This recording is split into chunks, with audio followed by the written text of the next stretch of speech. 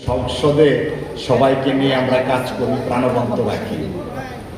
আমি মনে মনে ভাবছিলাম, সংসদে তো আমার ডাইরেক্ট শিক্ষক আবু দেলোয়ার স্যার নেই, আমার শিক্ষিকা আশা ইসলাম ম্যাডাম নেই, সুরমা জাকারিয়া চৌধুরী ম্যাডাম নেই।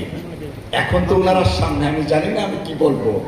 ছাত্র সবসময় ছাত্র, সৈয়দ আনোয়ার হোসেন স্যার তো আছেনই, আরও অনেকে আছেন যাদের ডিরেক্ট ছাত্র আমি। অতএব আমাদের যখন পড়তাম মোফাক্করুল ইসলাম স্যার ছিলেন, উনি বলতেন যে বাবারা খাতা আমি দেখে যাই, তোমাদের ভুল যেখানে সেখানে আমার কলমটা থামে।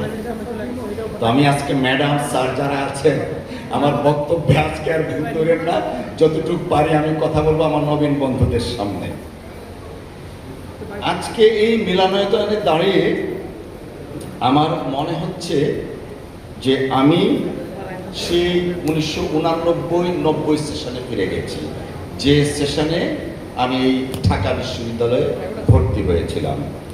আমিও একদিন এই নবীন বন্ধু যারা আপনারা আছেন, আপনাদের মতো করিডোর দিয়ে যখন হাঁটতাম, তখন এক বুক প্রত্যাশা ছিল, সাথে ছিল শঙ্কা।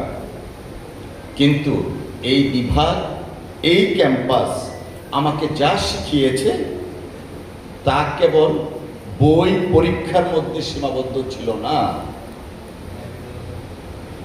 শিখিয়েছে কিভাবে মানুষকে চিনতে হয়, কিভাবে সমাজকে চিনতে হয়, কিভাবে জাতি গঠনে তথা দেশ গড়ার সংকল্প নিয়ে কাজ করতে হয়। প্রিয় নবীন বন্ধুরা, আপনারা এমন একটি বিভাগে ভর্তি হয়েছেন যা কেবল অতীতের ঘটনাবলী মুখস্থ করার জায়গা নয়।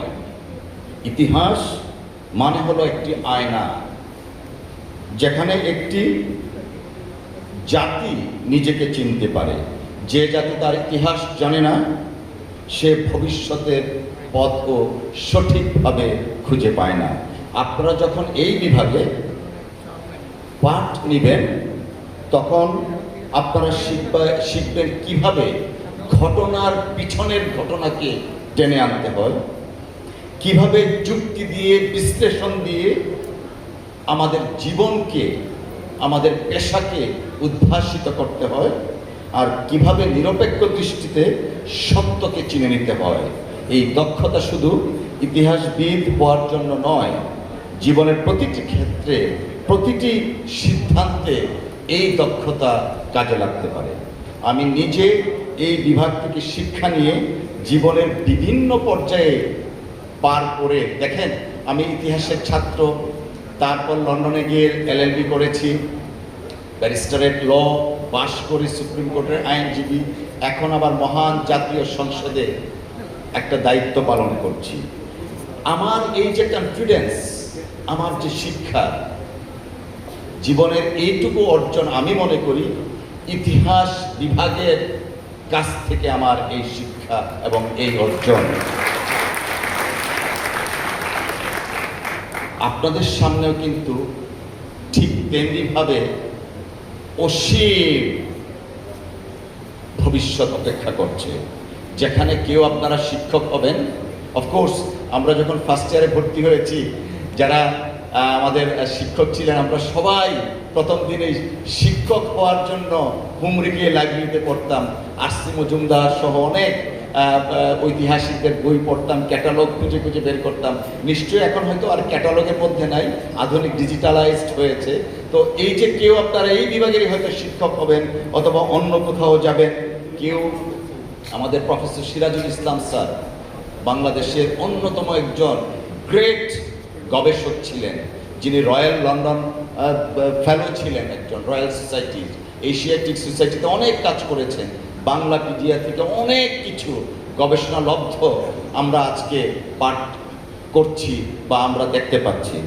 ঠিক তেমনিভাবে কেউ ভালো BCS দিয়ে প্রশাসক হবেন, কেউ কূটনীতিক হবেন, কেউ লেখক হবেন, সাংবাদিক হবেন, কিংবা কেউ অনেকে হয়তো রাষ্ট্রনায়কাচিত সেই ভূমিকায় জাতির পথ প্রদর্শক হিসাবে আপনারা দাঁড়াতে পারবেন।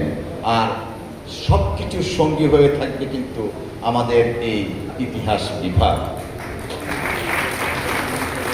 আমি একটা কথা শুধু বলতে চাই, আমাদের এই বিশ্ববিদ্যালয় জীবন শুধুমাত্র একটা সার্টিফিকেট অর্জনের জন্য নয়।